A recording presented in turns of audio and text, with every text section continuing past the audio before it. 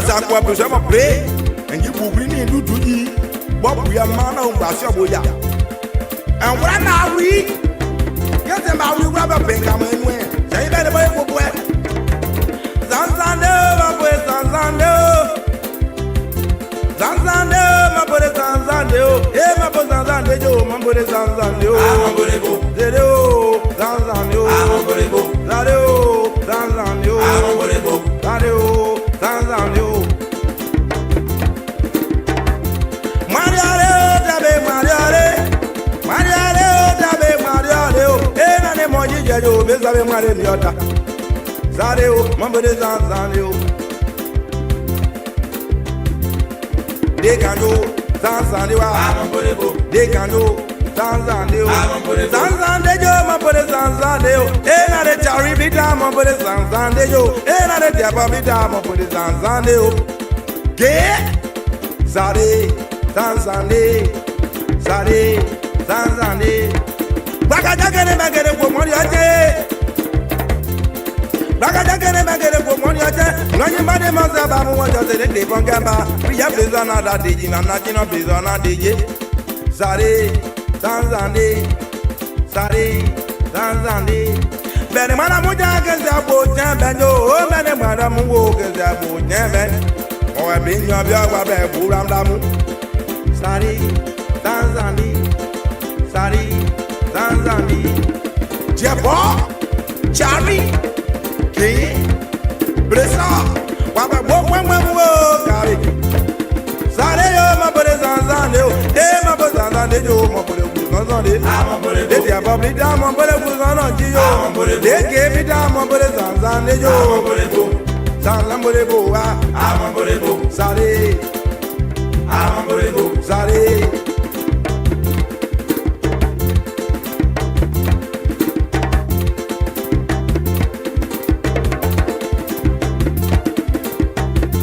Zanzande, Mambo de Zanzande. I get you see those she's a king and lay. Mambo de Zanzande, oh. I get you see those she's a king and lay. King and lay. I say king and lay. King and lay. She's a king and lay. King and lay. She's a king and lay. Don't see her rocking, she's a king and lay. Zanzande, Mambo de Zanzande.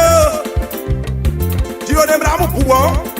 Was a penalty for Ganya Pepe Pombo, and Patria Ganya Buru Black Pombo.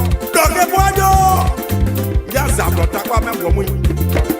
Papa, while I am my Black Bagana Medioca, Mobile Loria Movision, Probotama Kukumo, Kuzerin, Yamasa, we have Pamaya, Brown, and Miley. Buru Waka, Mobile Zalario. I was asking that woman by Presoria Bag. When I have them on you, again in a penalty moment. While I pray, even as I get away. Boy, get ready. And Jaro Pembo, Jaro Pembo, Jaro Pembo, get your kitty, get Pembo for you. But I don't know any better jacket. But on the morning, you better walk. Eh, Mamma, please don't let you better for a song. Whoa, Nanya Wago yet. Mamma, I'm going to Zanzano, Zado, Zanzano, Zado, Zanzano, Mambo de Guzon, did you? Then a manual Mambo de Guzon, and I got Madame Manuel Mambo de Zanzano. Zado, Zanzano. One people, Tanzania.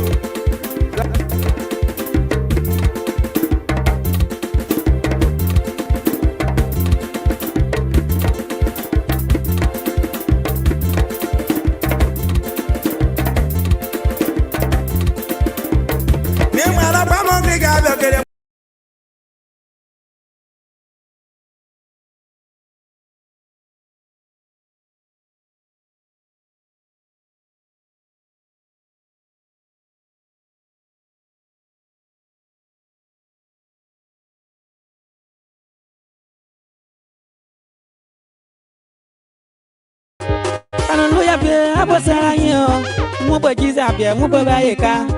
Jiza kuya po ya panu ya dwe. Yapo yaro yapo kaloba. Yapo jisa be yapo anu. Agudo ibora Dabidi deremu maleve no enyo. Kanu jisa be kunga kaloka. Kanu dara nyo. Hallelujah we kindera nu. Si yabo me we kanu jisa be. Kanu luya be kunga kaloka.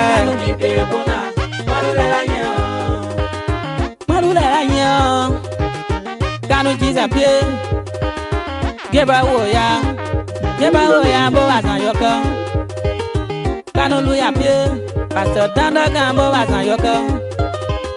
Jesus deranu, Mose meye, bo wasan yoko Jesus deranu. Mose woman, bo wasan yoko Jesus deranu.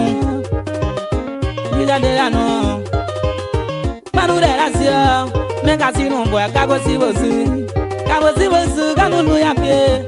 No bokina we kalo mengwe yo. Sengra yo kawe yiru kono. Kanu luya pie. Se matale bo wasan yoko. And so, folks, good evening and welcome to BKS TV and welcome to the Heat Tower program here on BKS TV. On the Heat Tower, we see dialogue in our confrontation. We see words in our bullet. Today is the 17th day of February AD 2026. We got less than 21 days to go in the second month of the year 2026. Tell us in the comment section where are you watching us from this time, and let's be able to recognize you here on today's edition of the show. We will be hosting former Representative candidate of Electoral District 1, Nima County, Councillor Lawrence Swa will be our guest here tonight on the show. And we'll be diving into legal issues, developmental issues, politics, agriculture, health, and a lot more on the show here tonight on BKS TV. If you follow us earlier on today, we posted that we will be introducing a new segment on the Heat Hour program here called Know What Your Lawmakers Are Doing in the House. And our program aims to dive into the everyday activities of the 11 lawmakers in NEMA, including the 9 representatives and the 2 senators. So we'll be diving into the activities in the House. We'll be bringing you the key things that they do in the House. Number one, we'll be talking about their communications in the House. We'll be discussing their communication in the House. We'll be discussing the House debates and contribution. We'll be discussing those things. We'll also be discussing their motions and policy discussion on the floor. We'll also be discussing their representation impact for Nima County in general, not just the electoral district that they represent. We'll be going to Nima County in general. Why are we introducing this program on the show, on the Heat Hour? We are introducing this segment because it will help us as a media platform that is into grading the 11 lawmakers from NEMA to help us know their activities, bring it on to the people, and let the people know their activities. So the first rating that we did for 2026, we did it because of the people contribution, the way the people voted. But this come around, 50% will be the people voting, and 50% will be decided by the BKS management. And how do we decide this? We're going to decide it by, following the activities in the House, going in depth with all of the things they are doing. So don't be surprised that every Tuesday and Thursday we come on here, we tell you which one of the lawmakers from NIMA or for any other communication on the floor for discussion, which one of the senators from NIMA for any other communication. And we'll be playing the videos of each of them from the House. We'll be playing it on the show here just to inform you, the citizenry, especially those from Nima County, to be informed about the decision or the contribution that your lawmakers are doing in the House of Representatives. So since we introduced the program today, it's just much better very much better for us to start the discussion from today. Now, who do we have on today's edition of Know What Your Lawmakers Are Doing in the House? Two representatives from Nima County, Representative Tai Wungwe of Electoral District 9 and Representative Koto Semwe Quadra of Electoral District 5, made headway today in the House of Representatives. Representative Tai Wungwe wrote a communication to the House of Representatives to cite the foreign minister to provide clarification and documentation on U.S. Liberia Health Corporation. Now, what this means? This means that Tai Wungwe today, he wrote a communication to the House of Representatives um, asking the indulgence of his fellow colleagues to cite the foreign minister of Liberia for her to appear, Minister Syria Besloyanti, for her to appear before the House of Representatives to make clarity on the Liberia America Health Corporation Memorandum of Understanding. This is a good communication. This is a very, very good communication that if the health minister appears, the entire Liberia will know what is happening with that memorandum of understanding. Recently, we heard that Liberia signed a memorandum of understanding of a specific figures that I don't have it on me currently. But if the health minister appears, she will give clarification on the status of that memorandum of understanding. What this means is that Tai Wungwe is carrying on one of his core responsibility that has to do with representation at the House of Representatives. This is one of his responsibility that you guys, the Electoral District 9 people, elected him for. So from today onward, Tai Wungwe is in our book. We've booked Tai Wungwe today that on the 17th date of February 2026, he wrote a communication to cite the Minister of Foreign Affairs. Now, we're not just stopping to the communication. We go beyond. When you wrote the communication, what were your, work behind the scene to see how best this issue are resolved? Second on the list here for today's plenary sitting at the 55th National Legislature, Honorable Koto Semwe Quadri. He backs one of his colleagues on the court to settle land dispute or land cases across Liberia. We also have the video here. We're going to be playing it for you very shortly. It means Koto Quadri has entered our book of knowing the best representative in Nima, the best lawmakers in Nima. Koto and Tai Wungwe enter that book today. This is how we get our first 50 points for those guys. And comes December 2026, we'll be deciding who are those three best lawmakers in Nima so far. And I said here tonight on the show, let's try to bring you updates across Liberia. Let's try to bring you updates across Liberia too as well. The leadership of the House of Representatives has summoned the Justice Minister, the National Security Agency, and the Inspector General of the Liberia National Police to appear before plenary next Monday.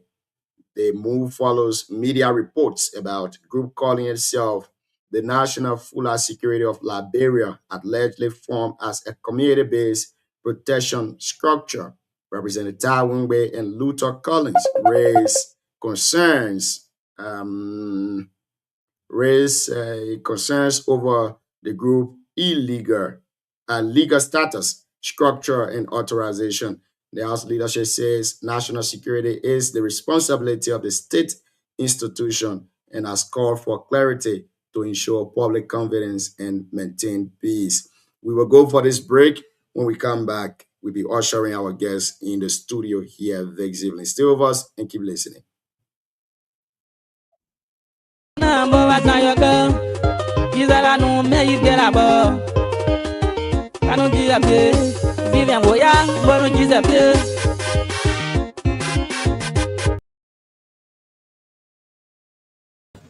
And we can't continue in this regard.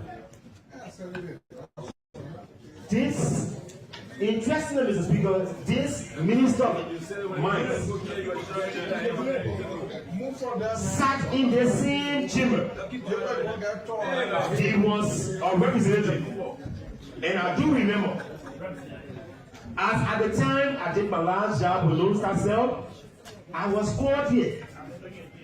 And that minister, as the time he sat here, was one of those who was pushing us to the wall.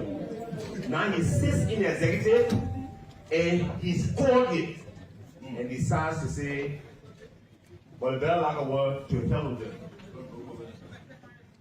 Mr. Speaker, it's about time we raise the bar. So these people will need to tell the president they are non-government materials. Yes. Yes. Because if you find the president of government at this level, it's not fair. So I move, Mr. Speaker,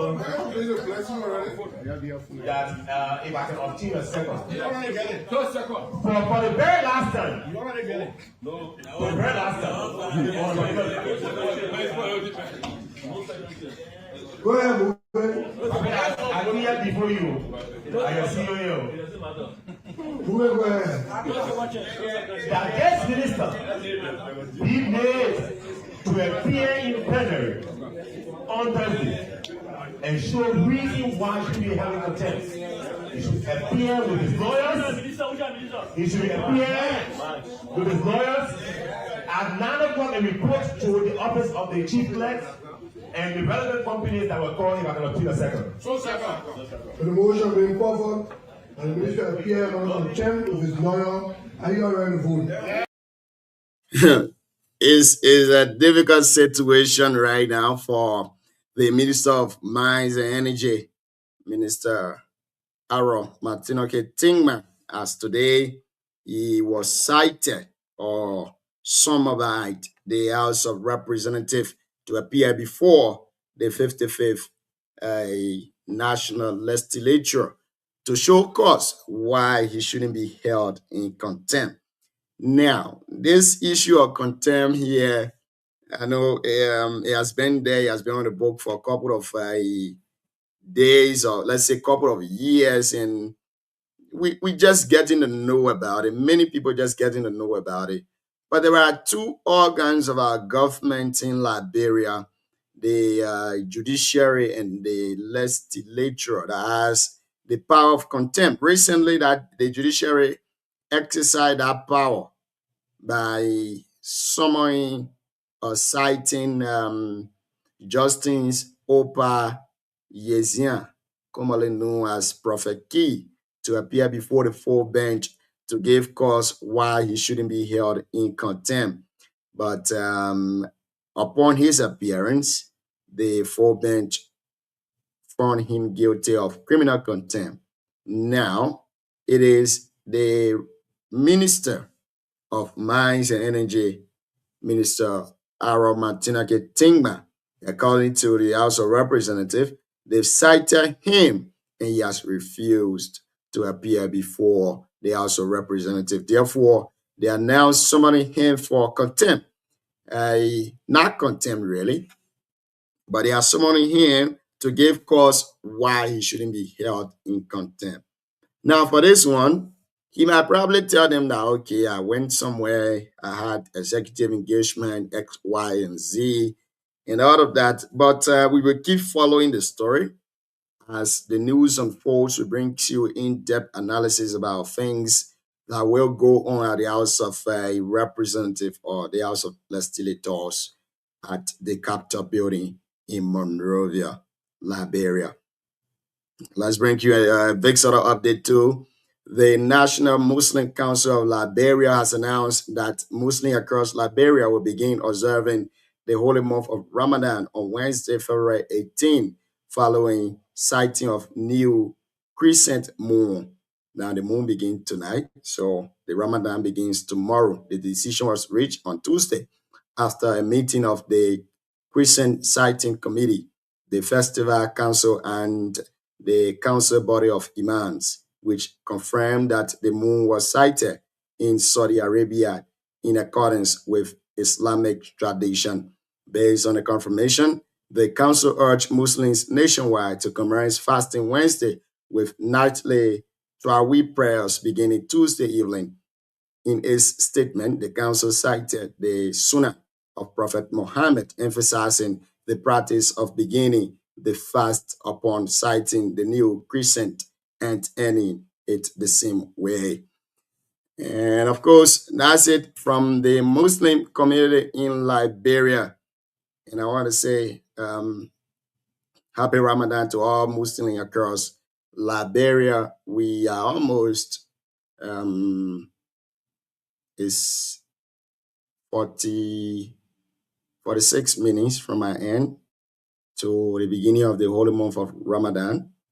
And I wish all Muslims across Liberia a very beautiful fasting month. May this month bring you all of the best that you deserve and everything that you want and all that you pray to Allah for may it be granted unto you. May this month bring you all of the blessings and everything that you deserve to my fellow Muslim out there.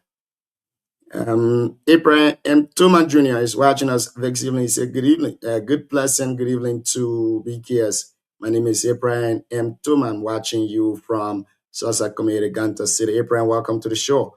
How is Sussex Community this evening? Let's try to bring you a couple of updates across Liberia. Still on the update segment here this evening. We bring you this one. Let's go to Paris, France. Liberia's Ambassador Tico Toze Yolet met yesterday with Mr. Fubin Kanu, Director General of France National Institute of Sport Expertise and Performance, to discuss expanding sports cooperation. The talks focus on athletic training, sports administration, and youth programs, with Liberia Minister of Youth and Sports identified as key partners. That's from Paris, France, from the office of the Ambassador Designate to France, Dr. Tico Toze Yole. Let's try to bring you this one. Let's try to bring you something here before I'm seeing a couple of our guests in the back already. So we've already bring you this one. The House of Representatives, some Minister of Mines and Energy, Minister Aaron Martina Getingman, to appear under contempt Thursday for repeatedly failing to honor legislative invitation. This is terrible too, because recently we have our Nima brother, Justin, who was imprisoned by the Supreme Court for 6 months for criminal contempt. And now we got a minister from Nima. That minister too, they are citing him for contempt. We don't know which one of the contempt would that be, but they said he failed to honor legislative invitation. Now, today on the show, we'll be hosting former Representative Kennedy and a representative hopeful of Electoral District number 1, Nima County, Councillor Lawrence Sua will be joining us here tonight on the show. And this will be his W appearance here on BKS TV. We hope to be with him for a couple of times. And we will be discussing politics, developments, agriculture, health, and the rest of them. We'll be discussing them here tonight on the show. So still with us, the council is in the back. But as you all know, the trending topic right now in Liberia is the issue of Justin Opa Yezia, alias Prophet Key, or also known as Prophet Key. So the council joined us here tonight. He's on the other side of the aisle. A lot of councillors have said different opinions on this, and it's just good enough to have a son of Nima, a legal guru, a legal juggernaut, that will join us here tonight on the show to break down the case for our people in a very simple way, very simple Liberian English. Let me put it that way, so that we can understand why and how this entire thing came about and why the Supreme Court took the decision. Whether or not the Supreme Court was right, he's the best person to interpret the Supreme Court decision because he's a counselor at law. He's allowed to practice before the Supreme Court or in the Supreme Court of Liberia. So he's very much knowledgeable on the topic, and he'll be giving us an in-depth analysis. Many people have asked that if someone insult me as an ordinary person, can I sue for contempt? Those questions, all of them will be answered here tonight on the show by Councillor Lawrence Sua. Without further ado, let me try to bring him on. Yeah, I struggle with my camera. Am I looking good, clear here? I think it's okay now. Okay.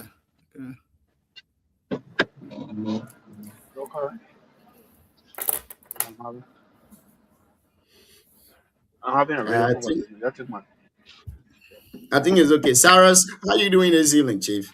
Junior, it's good to be back to have a talking point.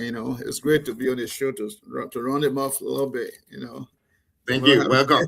Keep it running. You came a little bit late, and our guest is already here. Councillor Lawrence Sua, good evening, and welcome to BKS TV, and welcome to Voice of Tapeta and Voice of BKS. How you doing this evening? Thank you. I'm doing pretty good, and it's good to have a debut with BKS. Sadly, electricity is a problem. Unfortunately, for my area, there was a great power outage. Great power outage that affected our star. So the point I'm trying to make, the phone is charged but not adequately, but we'll use the time we'll make the best use of the time. I'm happy to be in your studio. Great. Since that's the case, we'll try to wrap it up in a very ideal topic so that we can be able to discuss adequately the issue that you've come here tonight for us to discuss. Again, we want to say thank you for appearing. It's our pleasure to have you on the show here tonight, and it's the Nimba people's pleasure to also have you here.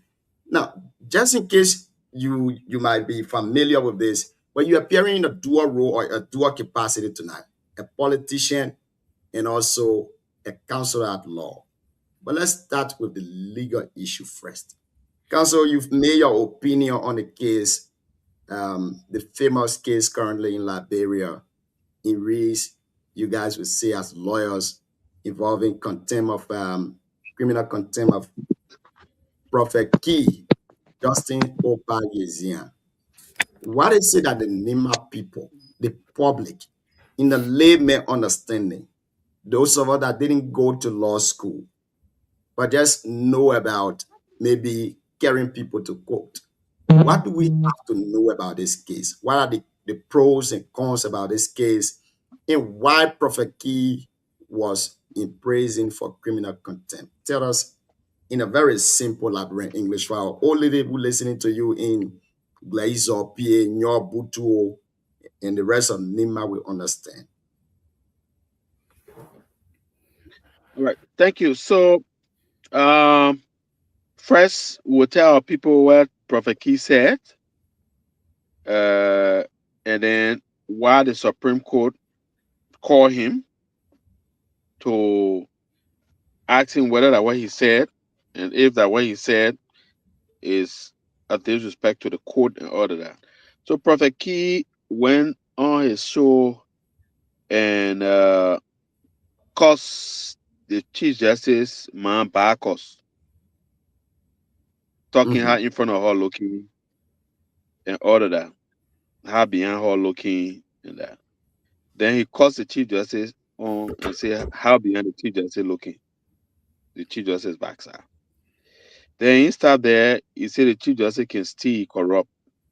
That the Chief Justice be a hotel in Kanta, and then he ought to finish it, so he taking money from people who carry case to court to cheat the other people so that he can finish the hotel. He start there, he say all the other people that on the Supreme Court bench the four other people that he say they can steal too, they corrupt.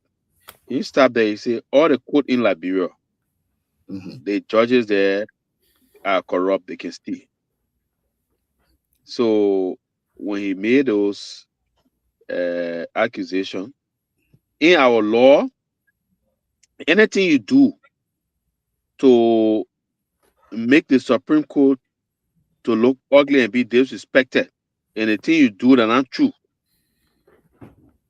the Supreme Court can call you to ask you why you said this thing that making us to look disrespectful in the eyes of the world. If what you said are true, you come and justify it, it means you're not in contempt.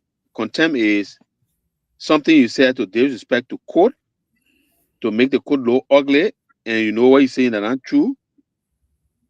And because the court needs to have its respect, the court cannot punish you for lying on her and making her look disrespectful. But the court will not just jump up and punish you. They will ask you. And once when you say you know that true and prove it, then the court will not do anything. But if the thing you say that not true, and you did it to disrespect the court to make the court to look ugly, to make the court to look at nobody, the court can now decide to punish you. All those things are in the law. And that happened to plenty of people before. So the court now called Prophet Key, say, look, come, you said these things about us. Come tell why you said it and come and prove it. Prophet Key went there. The first time he said he get a lawyer. And when the court do that thing, the court can take certain lawyers and say you'll be our lawyer in a case to argue our case, whether we're right, and the law supporter he say. And the person who they're accusing to will bring your own lawyer to say, look, the thing my client said that's true. Or that's not true. So when Prophet Key came, he said he get money to get a lawyer. So the court said, okay, we'll get you a lawyer. Because that's what the law say. They sue you in criminal case, and then you go there and say, look, I don't have lawyer. The court is on obligation to get you lawyer. So the court gave him lawyer who are the public defender. When you go to court and you the defender, the defendant, the people who's supposed to represent you, the court get. So the court on the lawyer write out on a law paper that get law backing, and then Prophet Key on the lawyer wrote out on a paper that get law backing. When they went there, and they started asking Prophet Key lawyers, he said, they think Prophet Key did, they wrong in our law. And he said no, so he said we can't say sorry to you. So he even say where in a Marvel, he write it on paper. He said we say sorry to you. Then the chief justice asked one of the lawyers in the court, he said, look, when you were justice on the bench, I think I just started law being our attorney.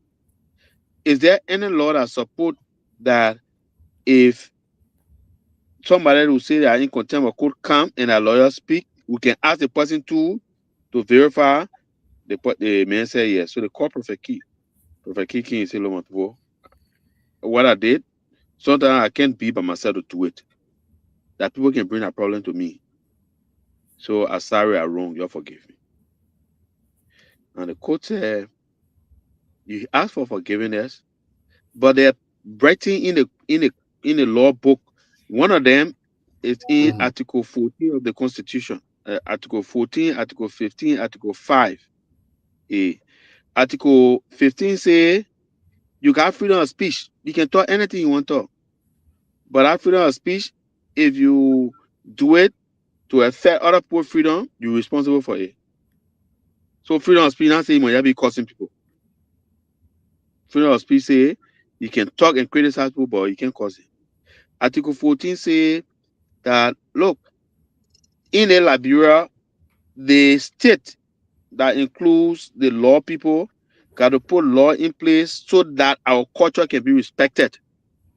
Anything that going outside of our culture, like causing man cause. So you're in a village, and I think we all know that if you're in a town or village Anybody that just cursing woman cause of that, the devil said they can invite you to the elder, then can invite you. If you can't justify what you cause for, they can punish you. So in our librarian book in Article 14, I say if anybody does that, the state can now put law in place to prevent that. So the Supreme Court knows that one now and say even though you're baking, but we got to make this law to stop you and other people who want to do it. So because of that, to make you to not do it again, people call it deterrent, we put you in jail for 6 months. And not just that you spend 6 months in jail, before you come outside, you will beg, right, to beg the librarian women to tell them sorry. And beside that, you will write paper that the next time you curse the way you can curse, we'll put you in jail again.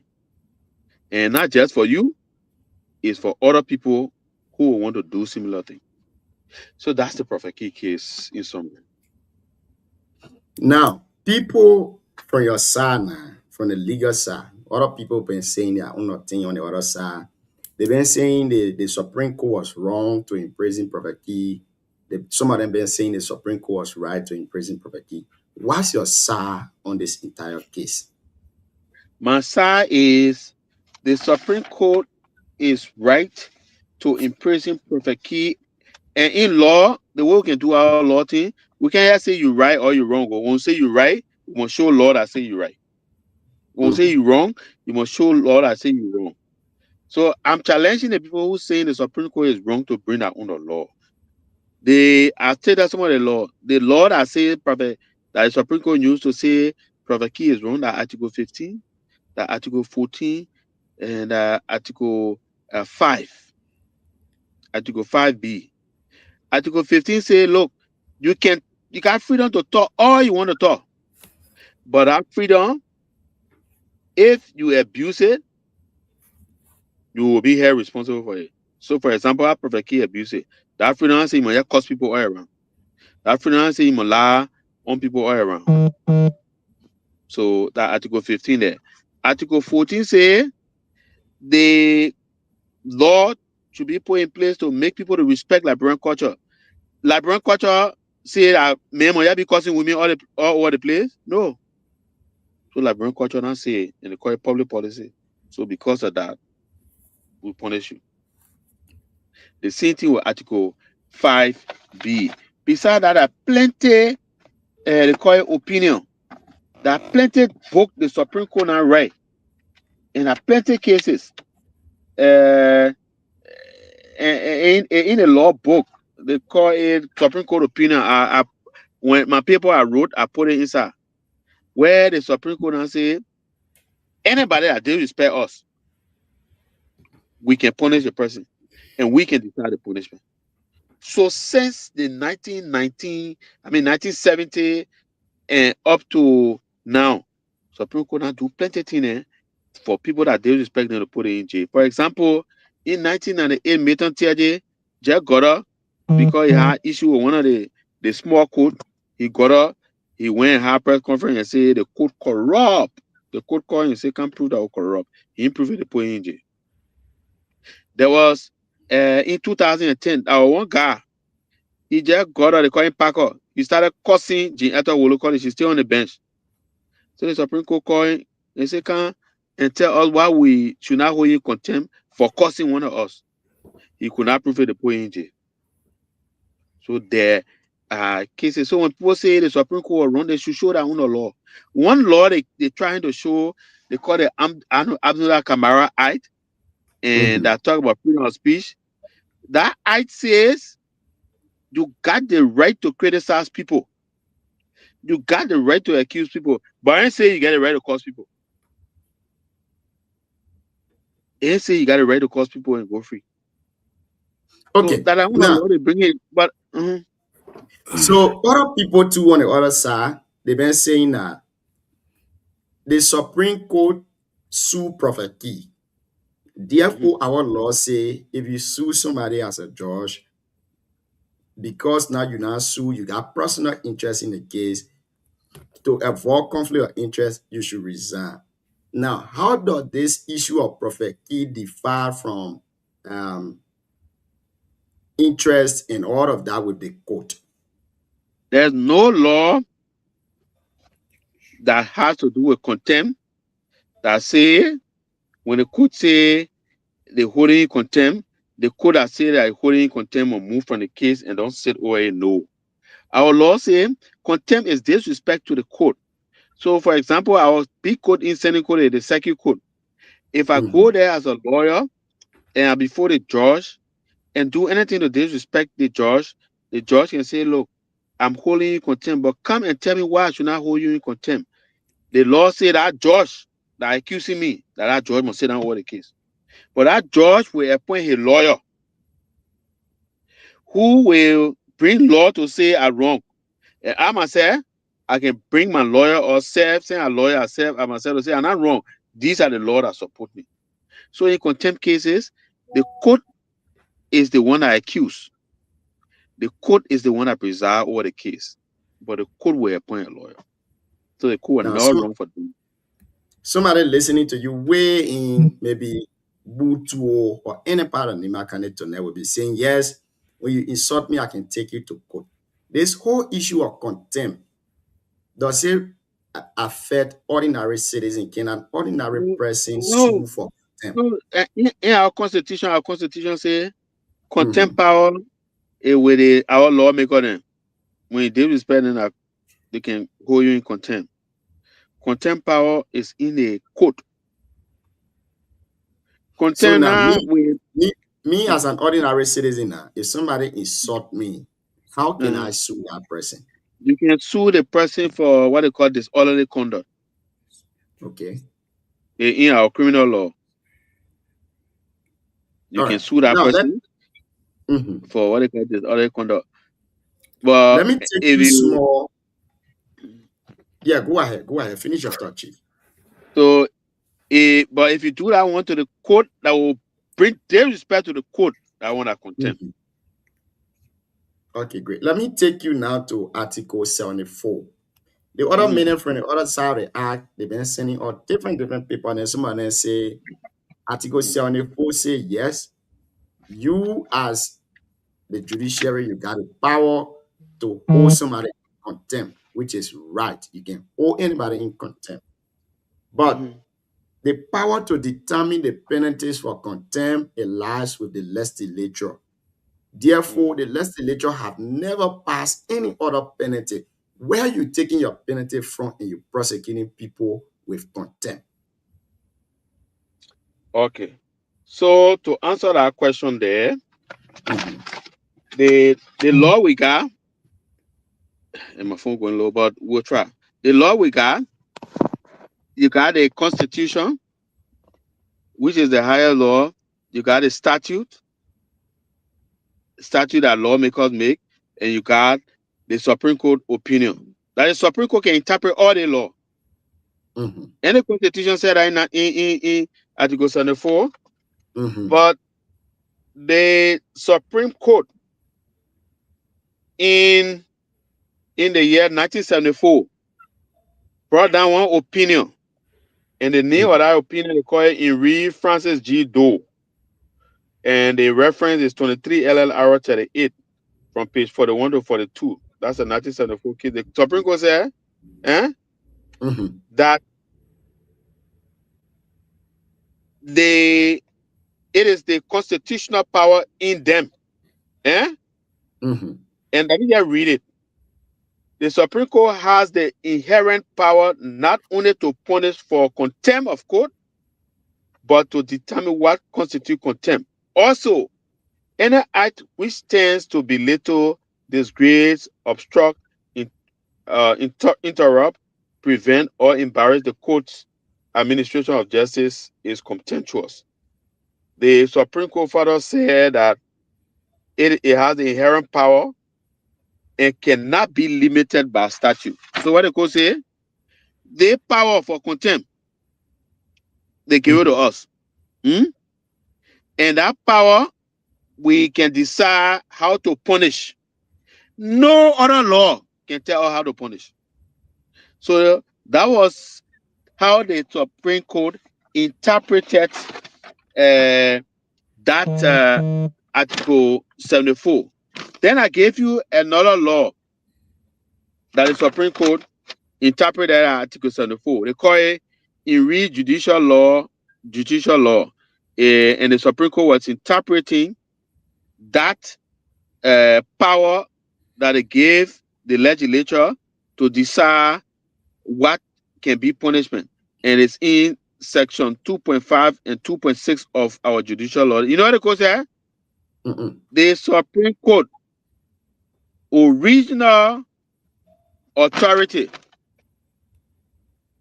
including the power to punish for contempt, works on its own and cannot be changed by law. So the Supreme Court saying our power to punish is on us. No law can change it.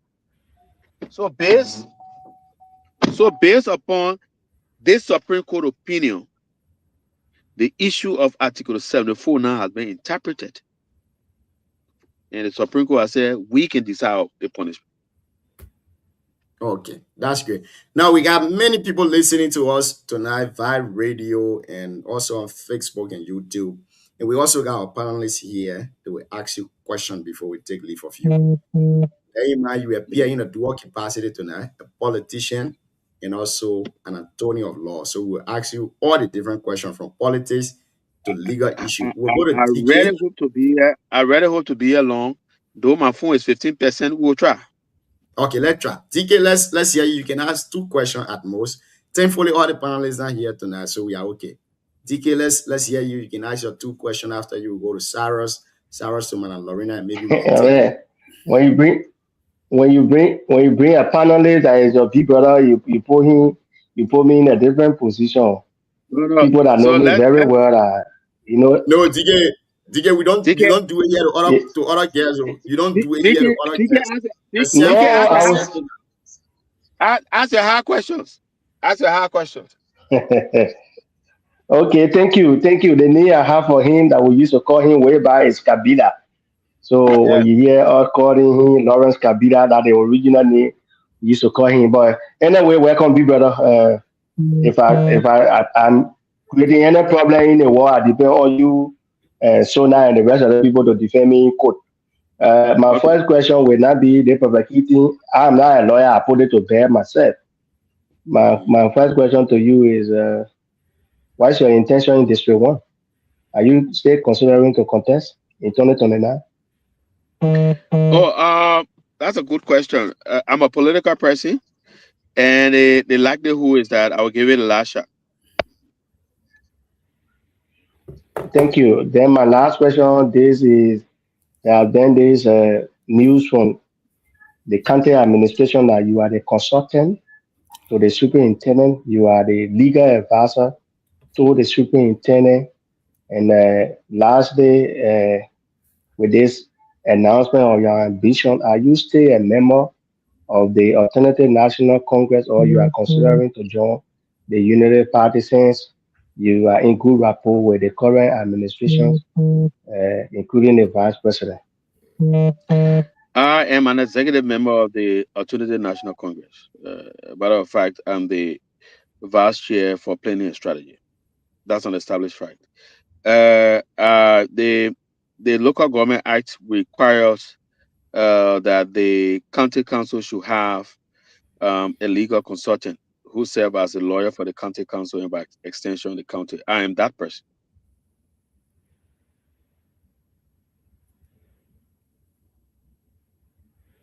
Thank you, DK. I know you got more questions to ask, but let me ask a follow-up, then maybe you can ask 1 or 2 questions before we go. The local government calls for a legal representation on a council by extension to the county administration. It is to our knowledge on this platform that the 9-man council of Nima County, currently they are 7. Instead of being 9, they have been 7 for the past years. What have been your role in resolving that particular, let me say, dispute in the county council, the 9-man council? It is not a dispute. The local government act is clear on the representation of groups on the council. Of course, you got the youth representation, you got the women representation, you got the disabled, if you like, physically challenged representation. You got the adults representation, and you got the social what I would call them social society, civil society. So the civil society has been having her own legal problem, which is not resolved, and that's why their representation is not yet on the council. And of course, in the absence of the two persons that should come from the civil society, if they have their own challenge and they don't come, you wouldn't keep the county hostage. Of course, the county council is like the legislature. Uh,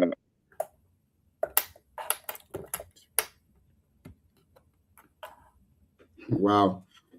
Apparently, we've lost our guest. if you have if you sorry, I had this local call coming. If you have 7 out of 9 persons represented the council, reasonably, no reasonable person should say that the county should not run because there are two slots that are not occupied because of their seats. So on the question of how are we resolving it, we hope that the civil society, can do the needful to resolve their issue. We don't want to look that we are interfering with their personal matter. Now, this is the whole county administration thing has been a very, very heated debate on social media as to how the money are being used and all of that. Tell us your role as a legal person. What's your role actually, so we can be able to phrase a question to you personally? Whatever the county has been doing, whatever the SUB has been doing, has been consistent with the local government act. We have never gone outside of that act.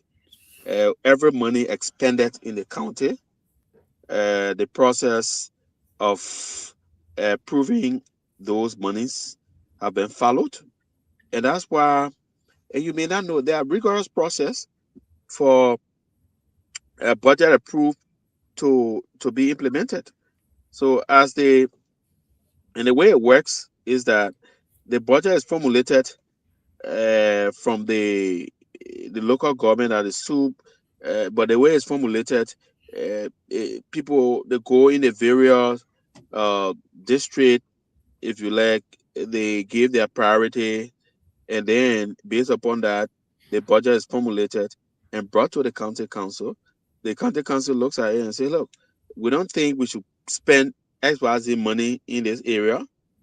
So let's take this from this area and send it to the other area. We don't think we should even spend money in these other areas. So they look at it and make a determination on what is approvable. And then they make the approval. When that approval is done, then a resolution is made on that. And that resolution is made, is get to the SUB, and then it goes to the Ministry of Internal Affairs and for final consideration, and then those projects approved will be PPCC. It has to go through the PPCC. Wow. You probably have to come and bid for it and all of that. So look, you say you can have a 1 million audit on the approval process in the local government. Whether it's implemented, NIMA will come first in all counties. So we're following the law, in short. You are one of those people that I know from Liberia, from NIMA, who is very principle minded and all of that. And having you on the county council means a lot to the county administration. But there have been this debate in the House that in the House of Legislature that the local government act is not being implemented fully as it is supposed to be implemented by the county administration. Some of them have been arguing that the projects that are undertaken in the county, those projects are not the county-owned project, but instead legislative projects that are supposed to be undertaken by the executive. They have been undertaken by the legislature. And more emphasis have been made to Nima County. Can you tell us what is in the law that distinguishes an executive project or a national project from a local project? And those who arguing that gotta show me the law that said there is executive, there is county project, and this is a national project. They they have to distinguish that. So, for example, I heard if say there is a police station say built approved by the county, and they say no, they want us to be for the county that national government supposed to do it. Security is a key issue that affects the county, and the money that is being used is what kind of money? Public money. The money used by national government is what kind of money? Public money. So if there's a security threat in a particular area, and based upon that security threat, we see the need to apportion money there, and somebody will come and say that the national government is supposed to do it. So my question would be, so why did we buy yellow machines before? And people who are making this argument are the one that supported the purchase of the yellow machine. So why did we buy it before? Council during the time the yellow machine, the local government I was not in function now. But I agree, the local government I was not there. The point I'm making, you had the PPCC, and the point I'm making, you have the PMC, and the point I'm making is what kind of money that was used to buy the yellow machine? It was the county money, right? It was public money, right? So somebody come and argue, so the government supposed to pay road. Since government is the one that's supposed to pay road, and Nima farm to market road needs to be built so as to ease the problem on agriculturists in the county. Somebody will say that national government initiative and not local government initiative. No. So there's no law that says public money cannot be used on projects projects in the county that will alleviate the sufferings on the people. And people just get and speculate. I hope they can show the law to support their arguments. Now, people have been saying that one of the critical. I beg you, Chief. Let me give you the chance. You can ask your 2 questions. After you will go to Madam Lorena. I'm sorry I got caught up in the web. But go ahead. Thank you. Because now you guys switch the conversation and my brain kind of all over the place now. But Larry, let me take you back. Good to see you, brother. Let me take you back here. You put in chapter 15, 14, and 12. But Junior, like I said the other day, I said no lawyer will come from Liberia and criticize this Supreme Court decision. And the reason is clear. I disagree with you. I disagree with you. Hold on, Chief. When you were talking at Intel, hold on, please. I have never seen any lawyer from Liberia that criticized this Supreme Court decision. Since I've been on the show, even I've been on the internet, we've been debating. But let me take you quickly to the case. You told us that there's no law, but let's look at the judicial law of the Republic of Liberia, section 2.7, that says clearly that there's no justice of the Republic of Liberia should sit on a case where the individual has interest in it.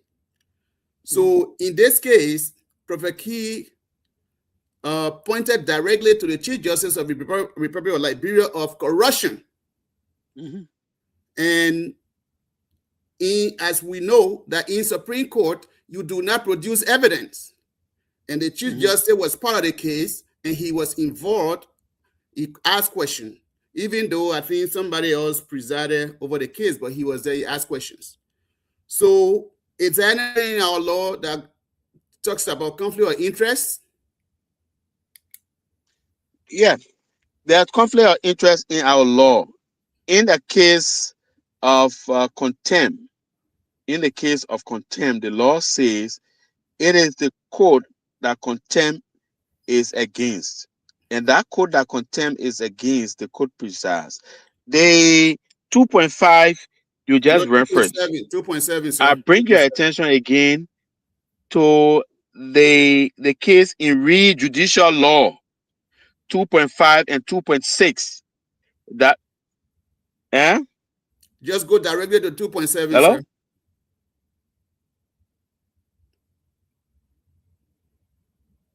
No, the reason I'm going to the Reed case, the Supreme Court made a particular and definite statement in that case. the Supreme Court said the power to punish for contempt, all right, works on its own, and no other law can take that from the Supreme Court. Okay, but quickly So though. the issue of conflict of interest on contempt cases, contempt is against the court, and the court that contempt is against is the court that preserves. In the Prophet Key case, the Prophet Key did not only insult the Chief Justice, he did not only insult the Chief Justice's mother, he said the Chief Justice is corrupt. He said all other justices of the Supreme Court are corrupt. He said all other judges of the lower court are corrupt. And what is contempt? Statement. Hello. I think the video is out there. Statement. No, Sam, wait now. Council, I beg you, Sam, I beg you, if you ask the question, you let him to answer, then you can come up with maybe with a report. The video is out there. You can pull the video and play it. You can pull the video and play it. Prophet Key accusation was against the Chief Justice, the justices of the Supreme Court, that's the 4 other justices, the judges of the lower court. He said they are all corrupt. And our law says any statement that brings the court to disrepute, that bring the court's dignity to disrepute, is tantamount to corrupt. I mean, it's tantamount to contempt. And that's why they invited him to justify whether or not what he said was right or wrong. And he apologized. He said, look, I'm wrong. So from the beginning, he went there. I hope. Okay.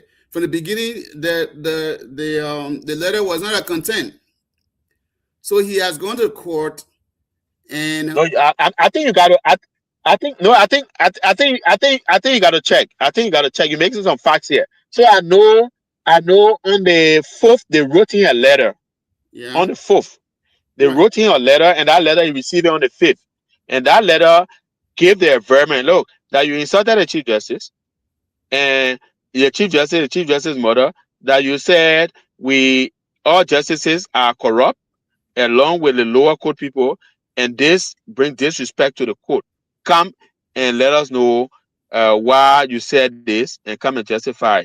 If you don't have that letter, sorry, I just got 3% will continue and my phone may go off. Yeah, I will send that letter to BKS back. The letter, since you only had 3%, let's quickly go to because in your citation here, you even let us know that in the law you talk about Milton Tiaji, which was a information minister, and he was at the radio. He said the Supreme Court is writing corrupt from head to toe. It's writing from head to toe. The judiciary, Yes. Yeah.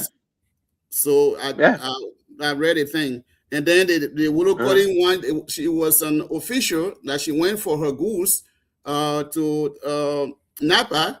And then the guy, she gave a call card to the administrative assistant, carried the call card to Packer. But Packer was disrespectful to her.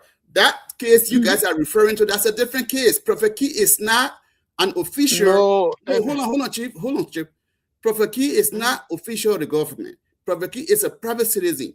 First of all, he says something, and then they send you a letter. So when they send you a letter to come and they clearly state that come and tell us why you said we shouldn't hold you in contempt. Okay, that's the content of the letter, the first letter that went there. So when you went there, you say, I don't have a lawyer. In the first place, it does not require a lawyer. So you went to the court and say, okay, since you don't have a lawyer, we'll give you a lawyer. At the end of the day, they had to hold him on contempt because the lawyer misled him. But in the first place, the section you read, the 2.7 clearly states that if it has become that case, the Chief Justice were accused of corruption. He did not recuse himself.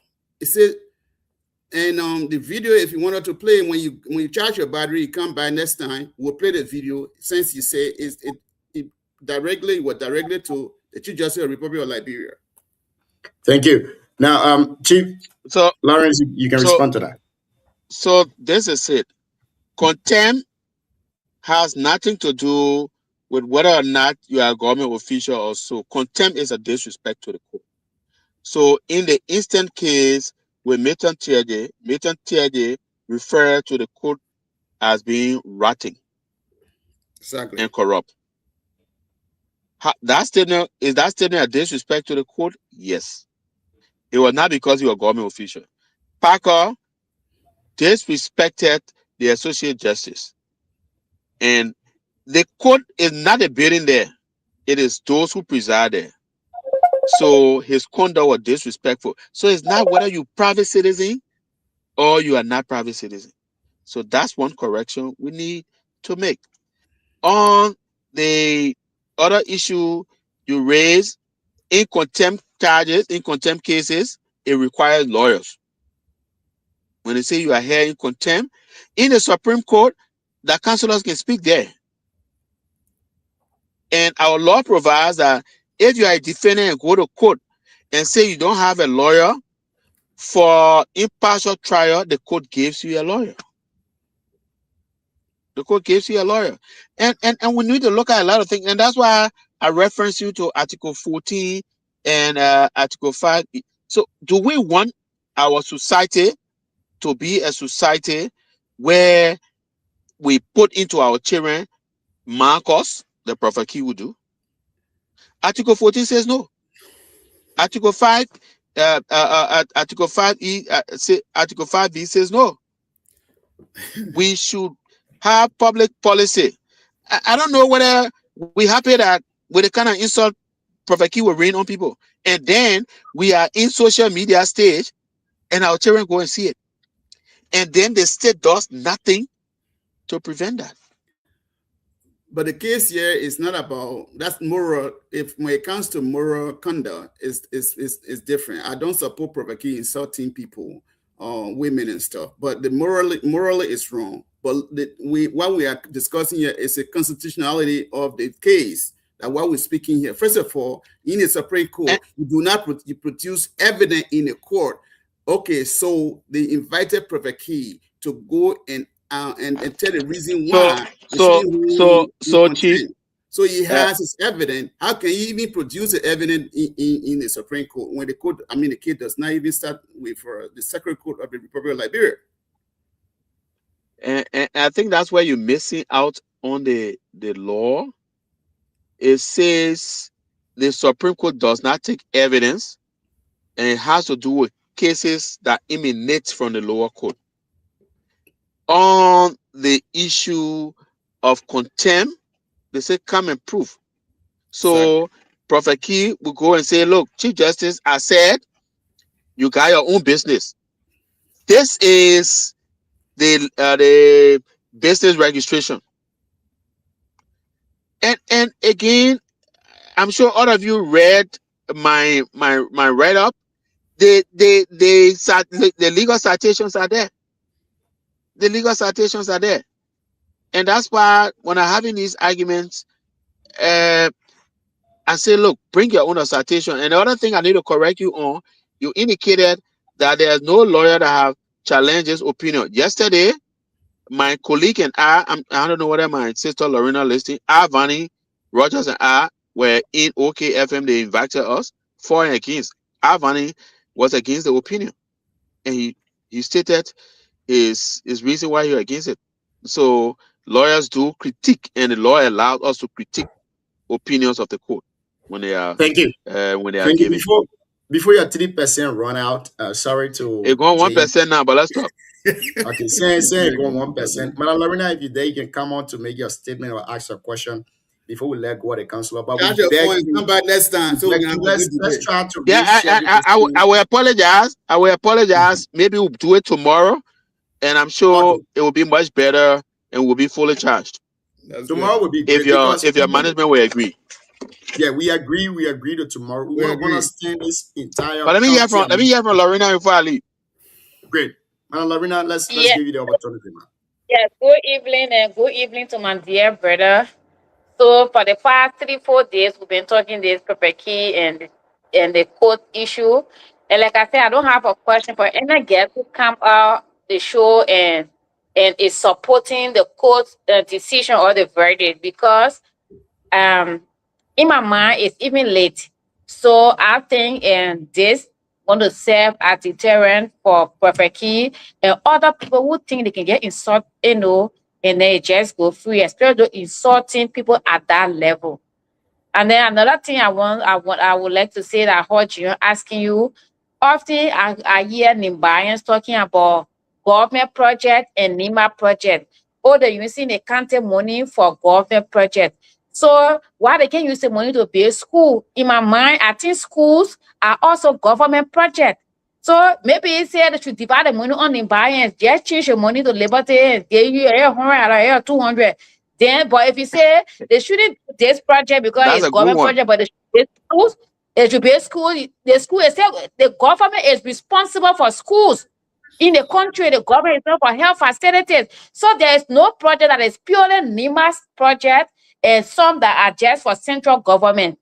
So I think whatever the council decides and say, okay, this is what we're going to do for this budget year, it also benefits the people on NIMA.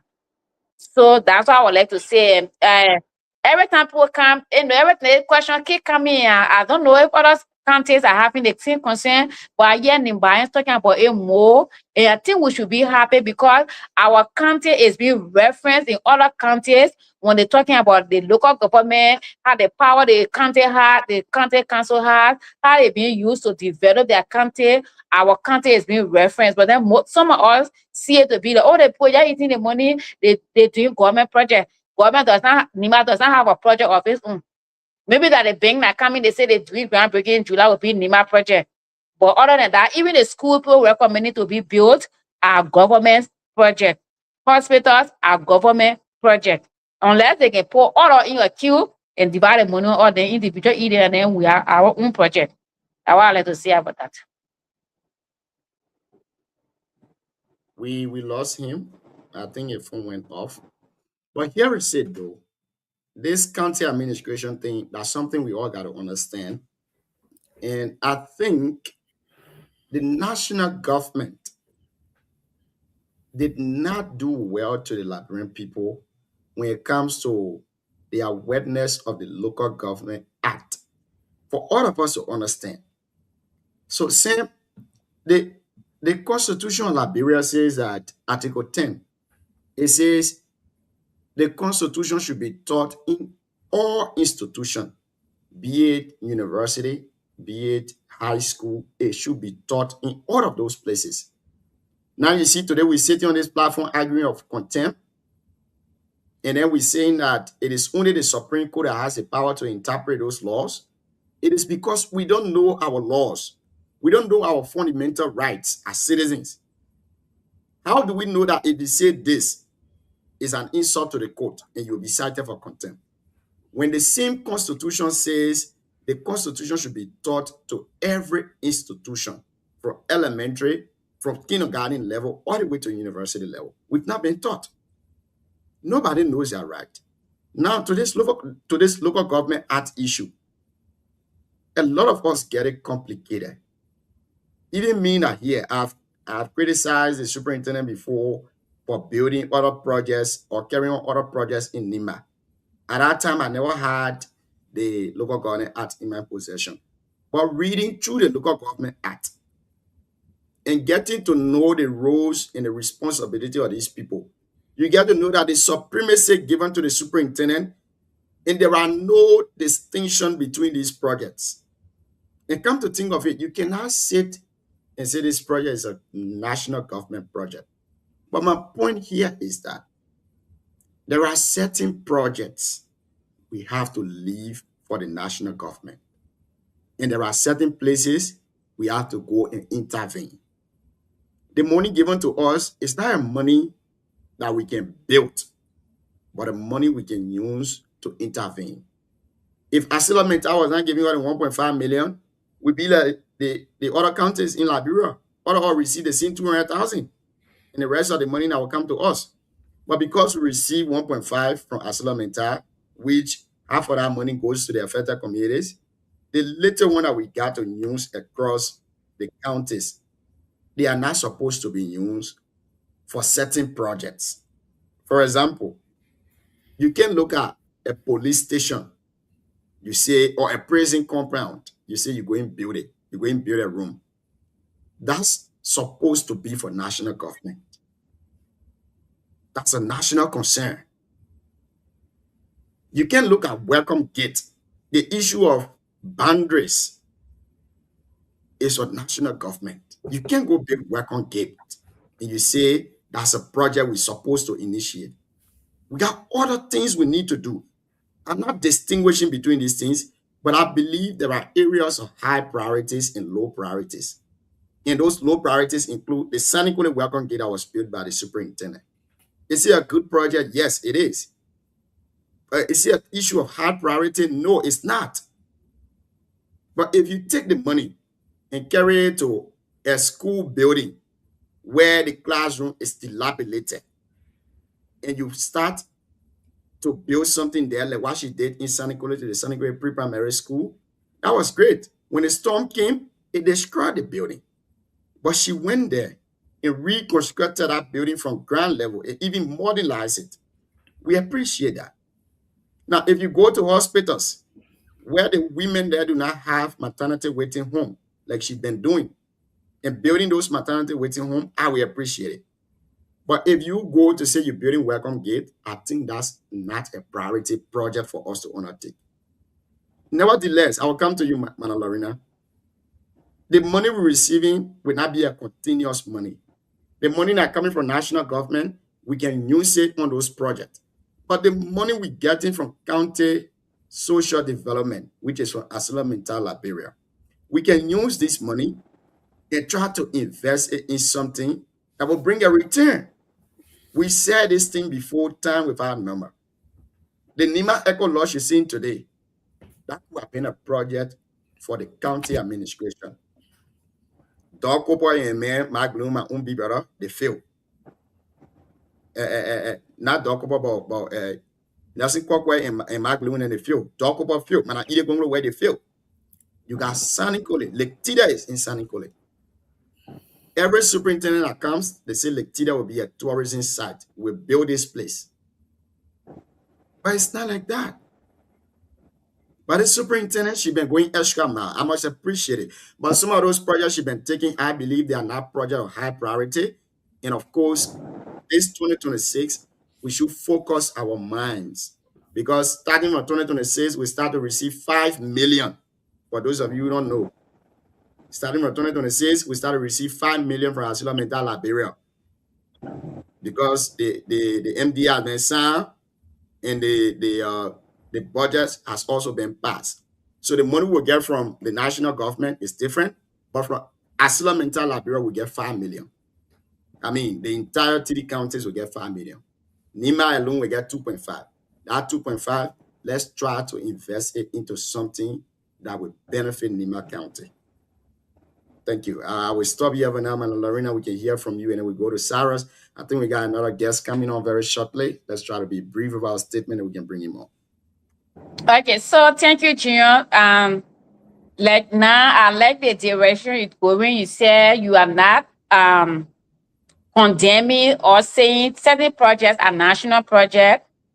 Although you said that before, because according to you, before you read the local government act, that's true. So sometimes if you don't know things, you can just say it. So you see the project you will look at to be of high priority. To another neighbor citizen, it is not high priority. So for example, you talk about the school in Sanniquellie she did, and the same school in Sanniquellie one is also built in Bound. The same kind of way, and she ordered the county ordered the material for those schools. I think they should be in country or they should be arriving in country. And then number two, the issue of Lake Tida, I said it on the show before.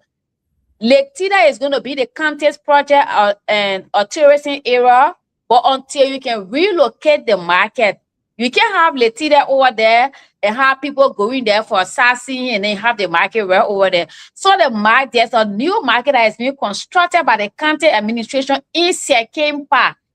The work is ongoing.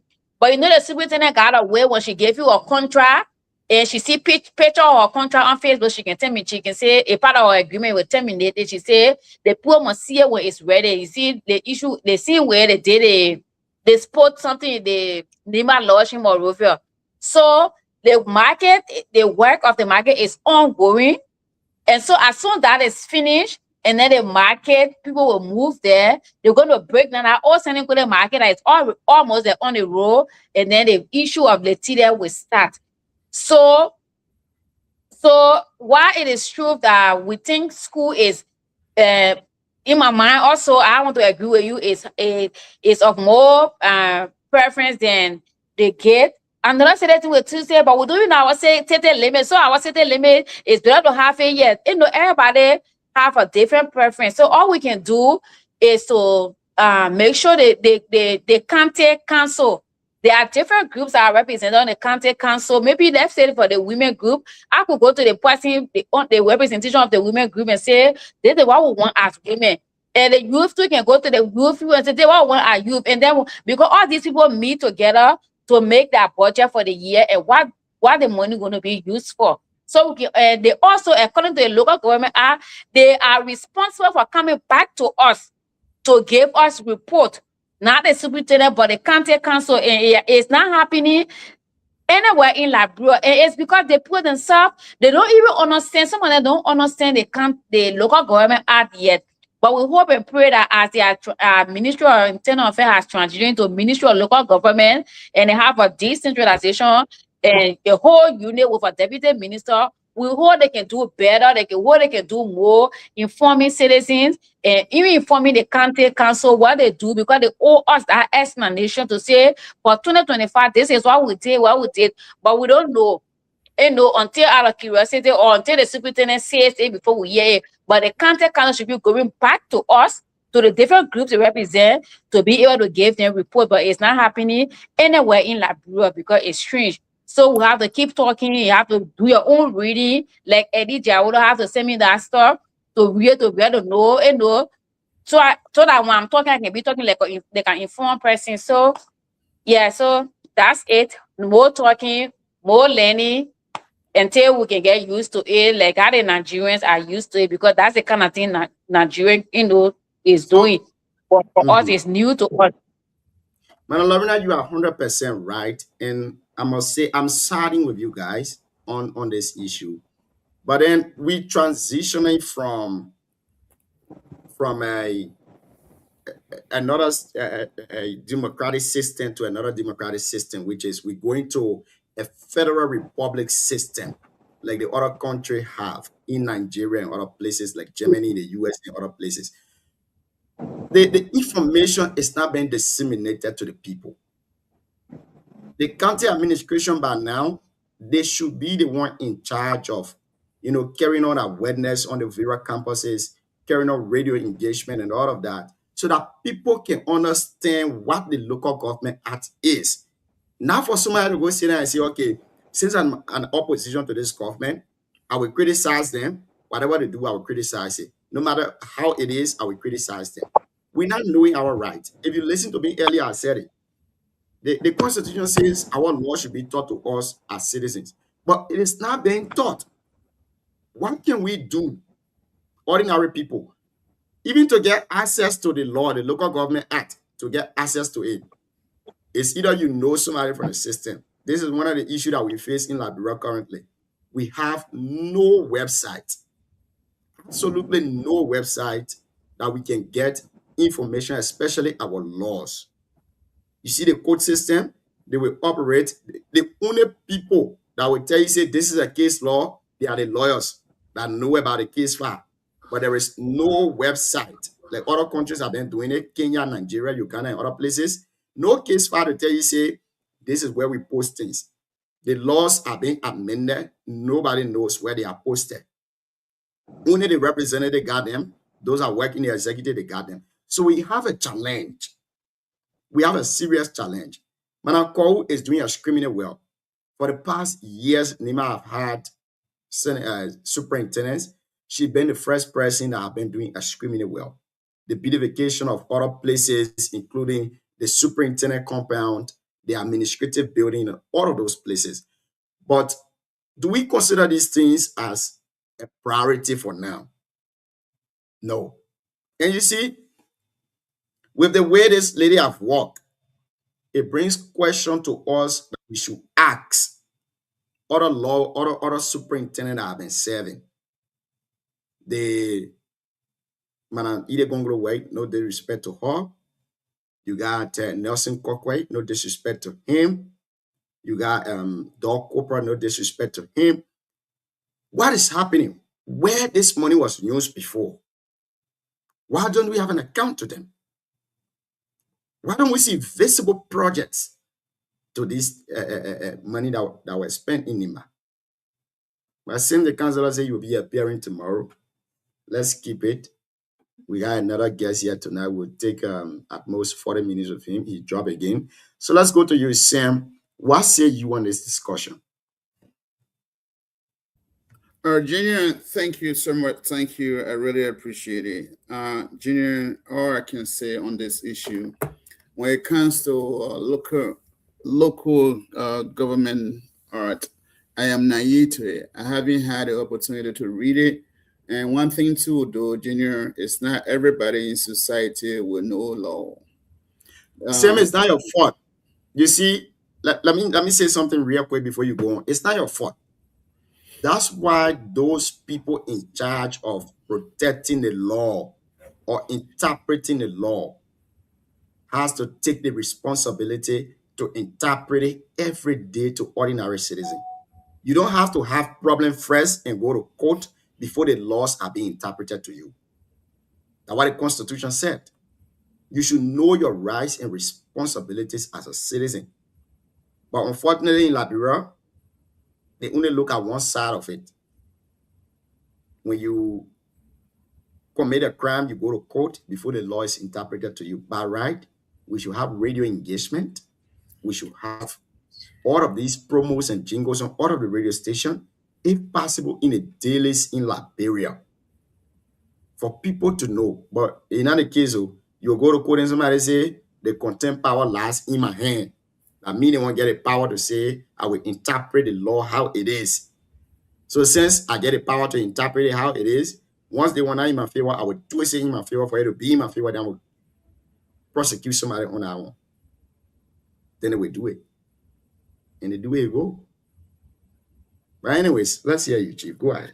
So Junior, like I was saying, in society, the reason laws are written is to the reason that you go into school to be a lawyer is to make money out of people who don't understand the law. So in society, if everyone in society knows the law, then there will be no lawyer, then nobody will make money. So people who are curious will get to know, read about the law. It's not everybody will know the law in society. The only thing we can say here is that let the leaders of our country do the better thing. Even the great country I live, police will run behind you. You will only know when they put their light on and whatever they say to you, and then they're shaking. But if you don't go to school, you can't hear me? Go ahead, Chief. Yeah, I'm hearing you. Sarah? Oh, I thought you were not hearing me. Yeah, you are coming in broken. You know, What you are saying? I'm hearing you loud and clear, Chief. Okay. So, Junior, where I live, there are a lot of people here in trouble with the law all the time. So, and then lawyers, this is where the lawyers make money. What I can say is that when it comes to our county, I think, listen, we can say all we can say. In my mind, visually, I also know that Mayor Gono, she's doing a tremendous work. Like you listed some of the superintendents in that county, I haven't seen the work that this lady has done. Seen the work that this lady has done. Most of the people who are served before, I didn't see them do anything. I think maybe they might beat me on there. That's okay. I think they were just eating the money. But in the light of Member Gono, we are seeing a lot of things that she has done. The only thing I can say is I hope she is doing it in the line so that she can go overbound and get into trouble with the law. But I've seen some great improvements in the country. Sanin that I know during the war, after the war, Member has transformed Sanin, which is good. I think what I can say here from my position is I would just appeal to her to reach out to other places that are not in Sanin, that are not in Ganter, that are way below Ganter, beyond Ganter and other places, like mostly in the Geo settlement. If you go to those areas, they're looking really bad off. So I think places like Gapley, the schools on that side, looking very bad off. So all I can say to Cole is, yes, why it's true that we can develop Sanin, Ganter, and most of the great areas. We need to also look beyond so we can have an equal share of the meat. So the money can spend most of the school. I think she needs to take a trip in those locations and then see where the needs are and invest some of the money in there. But it's good to do a development. The money they're giving, or why we keep that money in the bank, it won't do nothing. It's for development. So let her do the development. The folks who used to go sit down and say, Kante sitting. Everybody want to get a share of the money? Kante sitting. Where did Kante sitting carry us? Nowhere. Everybody will go and just cut the meat and just go board it and eat. So I think that Cole is doing a great job. My only appeal to her is let her look into other areas. Let her go take a trip to places like Bill area or so slow ball area. Let her take a trip. It's not Ganter, Sanin and other places alone. Let her go on that side and do. So you from Bay, but you can't call Bay Ni, right? I'm so slow now. I don't want to be. I gotta be careful too, so they can't say, "Oh, that means," So yes, she's. It's good. It's good. We can criticize her. It's good to criticize our leader. Like you said, myself, I have not looked at the app, so I can't sit down here and be criticizing someone who did a good thing unless I see it and I know she is deviating. Then I can say, no, Cole. We can just. You see, what to start. The problem with the act is that they made it out as a 10 years project. Okay. According to them, in the next 10 years, before we start electing superintendents, city mayors, paramount chief, and all of those people. Okay. But then they didn't distinguish between a national project and a local project. Okay. But the act outlines when the resources come from the county, for example, you raise a profit from the counties, all of those taxes collected, certain percentage will stay with the county. That's a good one. Now, in the 200 million that was given to the government of Liberia by ArcelorMittal Liberia from the Revenue Act of 2021, the act says 10% of every mineral resources revenue generated from the county will stays with the county. So 10% of that 200 million was to be 20,000 to be given to NEMA. But the national government said no. We have something that we're supposed to set up first before we give you that money. Okay. So all of us, there is a problem. There is a gap. We need to fill in those gaps. People need, even me that sit here, I don't know how the 9-man council I selected or elected. Now we need to understand, because if you gave the authority to the 9-man council to decide the projects that are supposed to be undertaken in the county, then you also need to let the public know what are the procedures to select the 9-man council. That Here it definitely, is as we stand. Here it is as we stand. NIMA, instead of NIMA to have 9-man council, we have 7 men on the council. The civil society is not represented.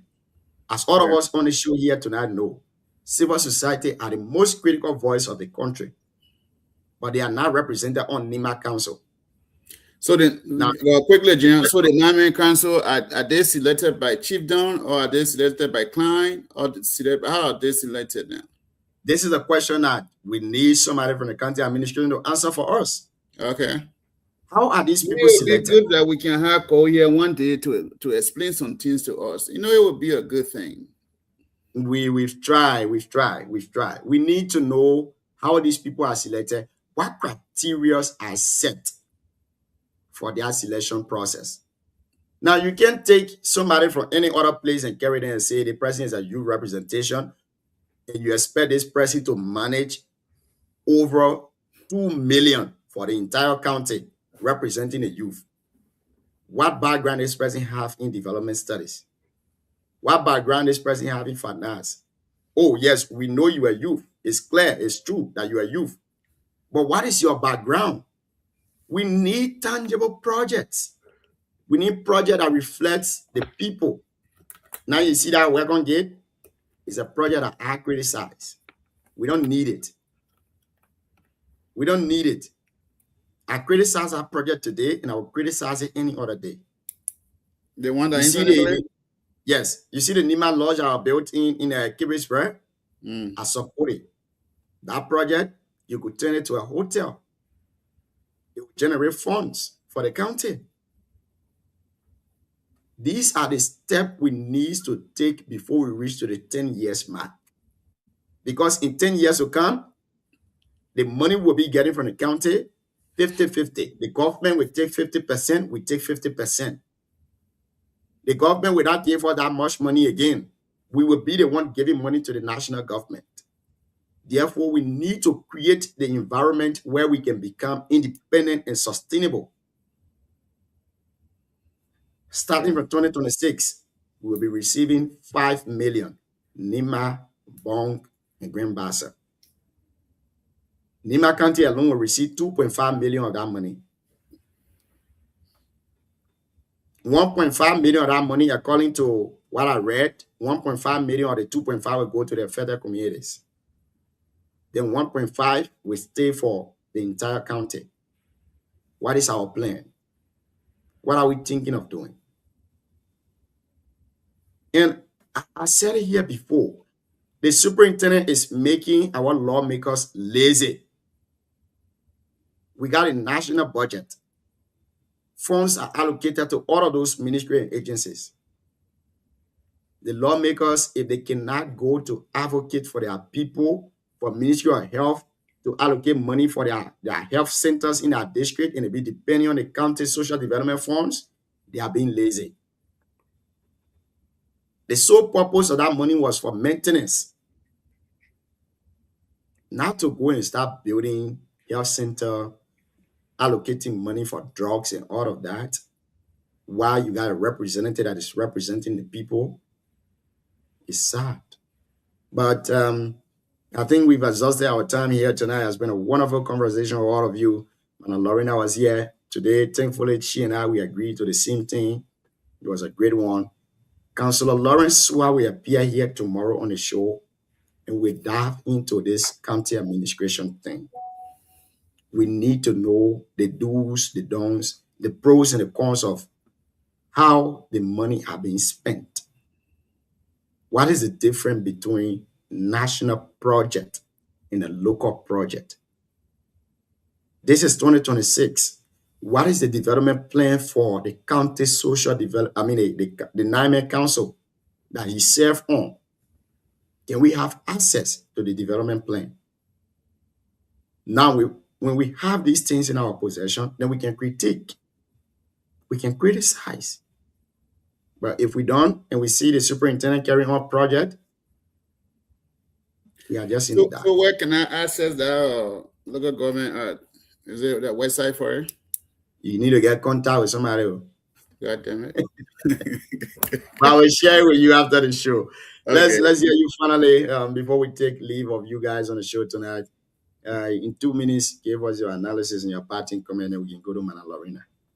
Thank you, Junior. Thank you, Lorena. Thank you for being here. I don't have a whole lot to say. Lauren came here and gave us some different version of his understanding of Supreme Court decision. Ganyo Gbagbara were here, confuse everybody, bring John Strict to case law.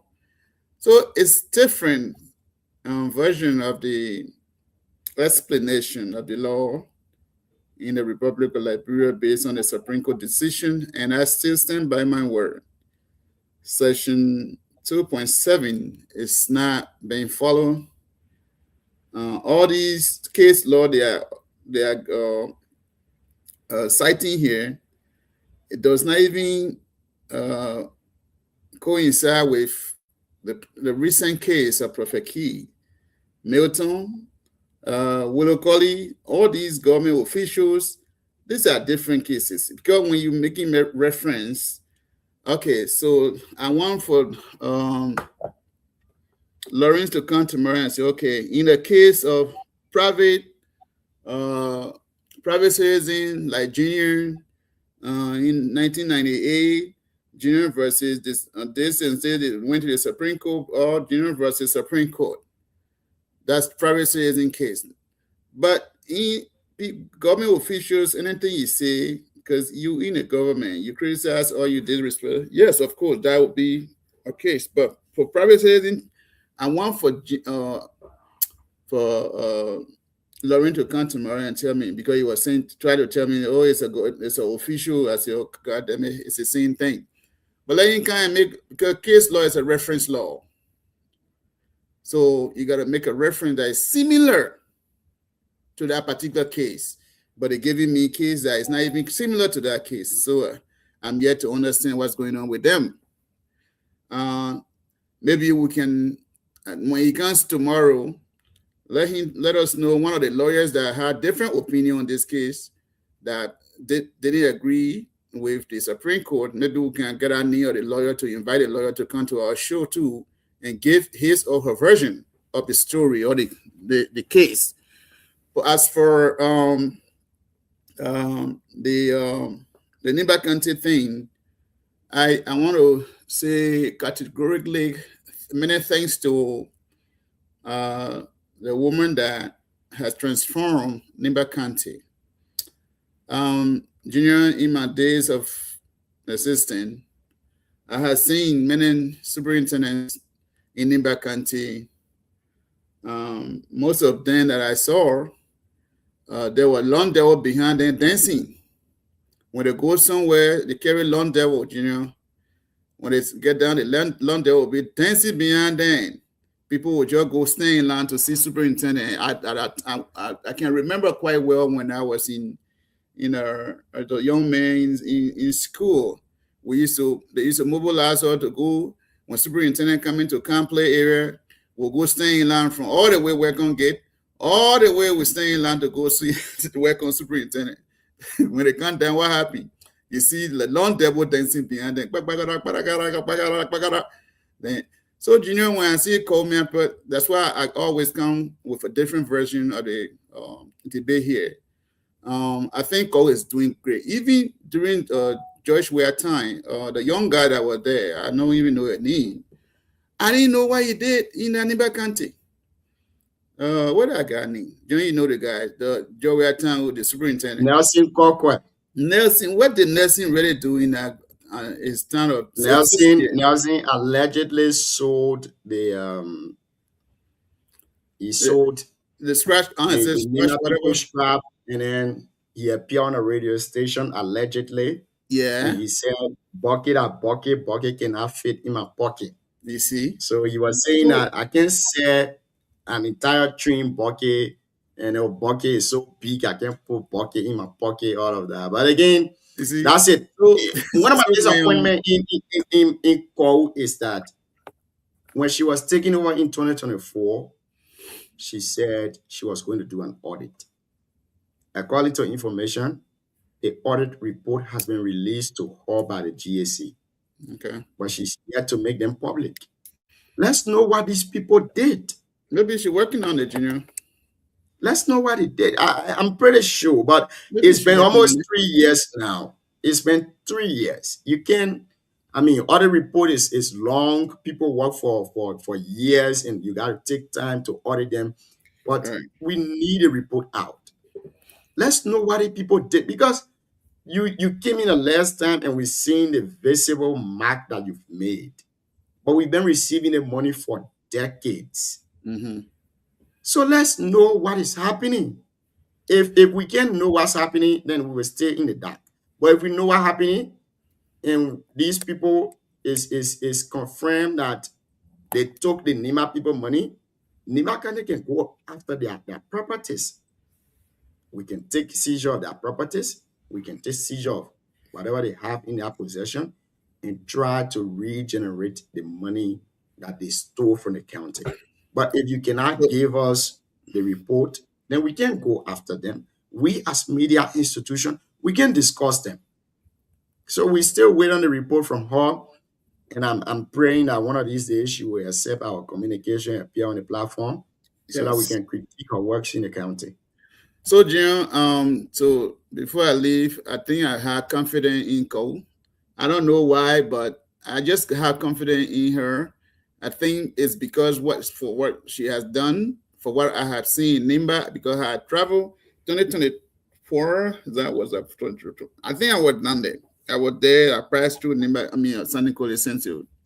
So I saw different San Nicolas, and I was really proud. So I think she's a visionary lady, and I think that she's doing well. I think is yet to do more. Whatever the report is, I know she is working on it. She will release it to Nimba County at the appropriate time. I think she's a very visionary lady who has done well. I can remember when my idiot was there.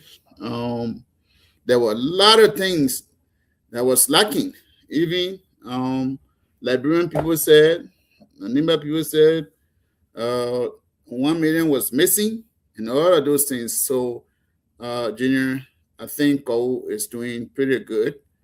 All my request to Cole is let her expand it to the other localities in Nimba County, those local towns. And I think the way the yellow machines coming now, I think she let when the machine arrive in Nimba, let them make a good decision and connect those roads, those feeder road and those feeder roads and stuff.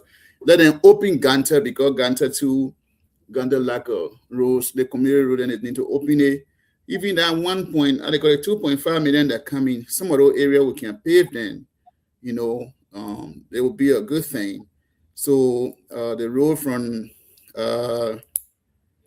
Complete to Butru, we can work on. I think it's government, national government road. That's why they are not doing anything. But yes, I will encourage Cole to drive through those areas and go to Boo area there, Boo Yao, pass through to God Play, Bebo now, all those Google towns, so she can see where do people needs help.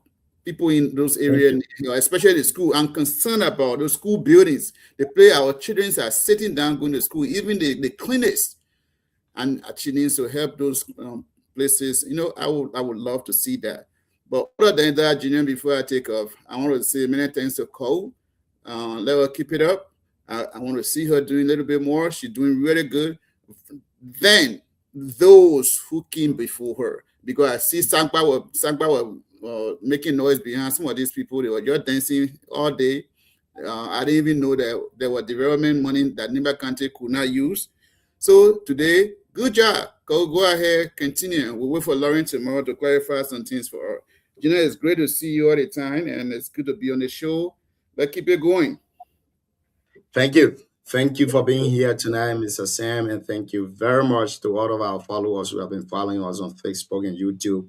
And those of you too who've been listening to us on Vi Radio, I want to say thank you for following tonight. It has been a wonderful, wonderful conversation. Tomorrow we're going to be here again with another edition of the Heat Hour program. Have a blessed night. Thank you.